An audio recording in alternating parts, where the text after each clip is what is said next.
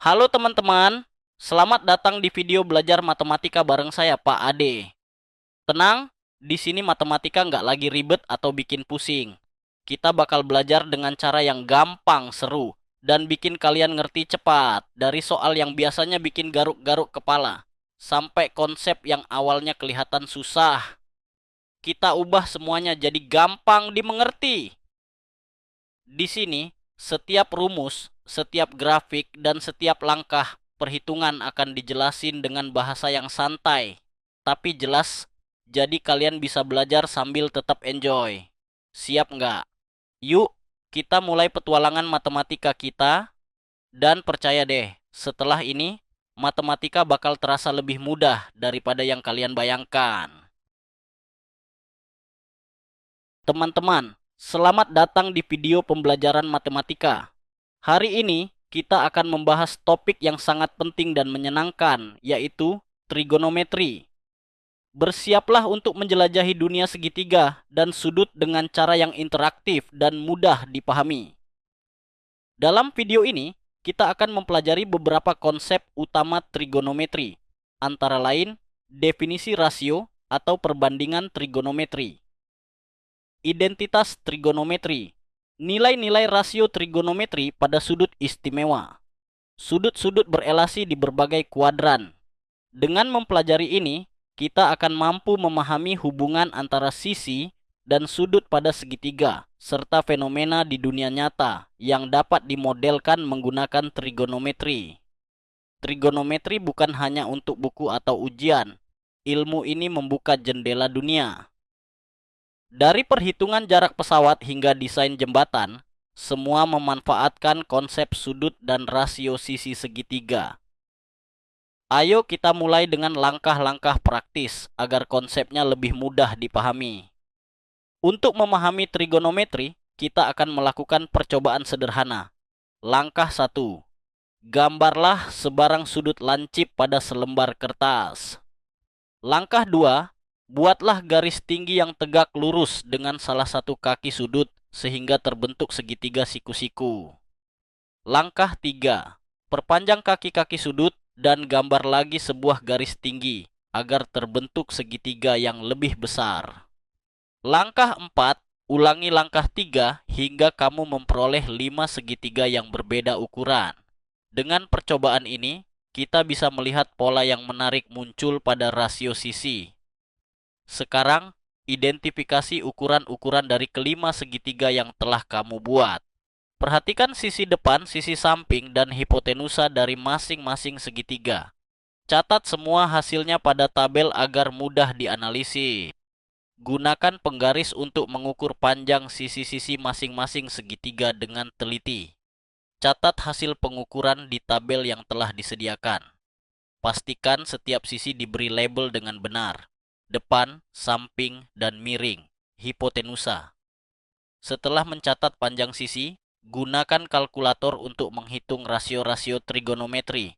Sinus, sin, depan per miring kosinus, cos, samping per miring tangen, tan, sama dengan depan per samping. Cobalah hitung untuk setiap segitiga yang kamu buat.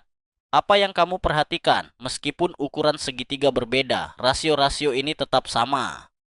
Dari percobaan ini, kita dapat menyimpulkan bahwa rasio-rasio pada setiap sudut lancip akan selalu tetap, walaupun ukuran segitiga terus diperbesar. Rasio tetap ini dinamakan rasio trigonometri dan menjadi dasar dari seluruh konsep trigonometri yang akan kita pelajari selanjutnya. Rasio-rasio trigonometri diberi nama khusus: sinus, sin, depan per miring; kosinus, sos, samping per miring; tangen, tan, depan per samping; kosecan, kosek, miring per depan; secan, esek, miring per samping; cotangen, kot, samping per depan. Inilah 6 rasio utama yang akan sering kita gunakan dalam semua perhitungan trigonometri. Sekarang, mari kita tentukan ke-6 rasio trigonometri untuk sudut beta. Diketahui. Gunakan teorema Pythagoras untuk menghitung panjang sisi miring A, C. Maka rasio-rasio trigonometri untuk sudut beta adalah Sifat kebalikan rasio trigonometri dapat dituliskan sebagai identitas trigonometri. Identitas ini memudahkan kita menyelesaikan persamaan trigonometri dan menghitung nilai yang kompleks. Beberapa identitas penting lainnya yang sering digunakan antara lain. Sekarang mari kita buktikan sebuah persamaan. Dengan menggunakan identitas dasar yang telah kita pelajari, kita bisa menunjukkan bahwa persamaan tersebut benar. Langkah-langkahnya sederhana, tapi sangat penting untuk memahami konsep di balik trigonometri. Caranya adalah dengan mengganti nilai-nilai yang diketahui menggunakan identitas yang sesuai, kemudian menyederhanakan persamaan langkah demi langkah. Dengan latihan, teknik ini akan menjadi sangat mudah dan intuitif. Selanjutnya, kita pelajari sudut-sudut istimewa. 0 derajat, 30 derajat, 45 derajat, 60 derajat, dan 90 derajat. Nilai rasio trigonometri untuk sudut-sudut ini selalu tetap dan sering digunakan dalam soal-soal. Contohnya, sin 30 derajat sama dengan 1/2, cos 45 derajat sama dengan kar 2/2, dan sebagainya. Contoh soal, seorang pengamat mengamati sebuah pesawat yang terbang di ketinggian 120 km. Sudut elevasi pengamat terhadap pesawat adalah 30 derajat. Tentukan jarak horizontal dari pengamat ke pesawat. Kita gunakan tangen sudut. Jadi jarak horizontal pengamat ke pesawat adalah sudut berelasi adalah sudut-sudut di kuadran 2, 3, dan 4 yang nilai rasio trigonometrinya bersesuaian dengan sudut di kuadran 1. Dengan memahami sudut berelasi, kita bisa menghitung rasio trigonometri di semua kuadran. Nilai rasio trigonometri tergantung pada tanda sumbu X dan Y. Dengan tabel ini, kita bisa langsung menentukan tanda rasio untuk sudut manapun.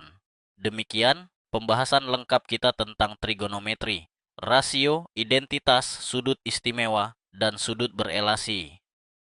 Teruslah berlatih, pahami konsepnya, dan jangan lupa untuk selalu mengaplikasikan trigonometri dalam kehidupan nyata.